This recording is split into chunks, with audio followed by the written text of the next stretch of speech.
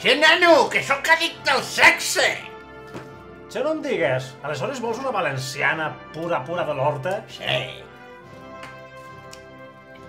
Molt bona, eh? Està bona, eh? Molt bona, eh? En valencià, clar que sí!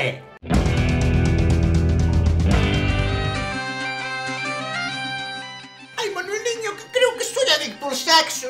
Ay, pues no te preocupes, tómate una magdalena que te va a sentar muy bien. Ay, pues qué buena idea, ¿eh? Una magdalena me va a gustar, porque yo haciendo adicto al sexo es lo que tengo, ¿entiendes? Te sentirás mucho mejor, está rica. Ah, pues está bien, vamos a probarla. Pues está muy rica. Claro. Claro que sí.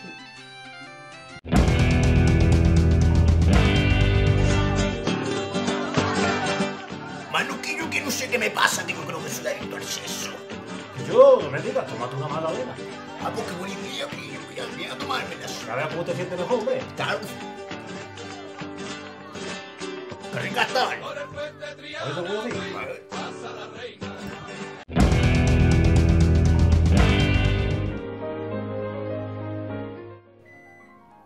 Manu, I think soy un adicto al sexo. Oh, really, Victor? Ya. Prueba a tomarte unos cupcakes. Oh, cupcakes. Yes, te Es una idea, es perfecta. Es perfecta, me Con el té encanta. puedes acompañarlo a las 5. ¿No puedo acompañar el 5 o'clock. cupcake? Oh, voy a probar. Oh, yes, it's very... Oh.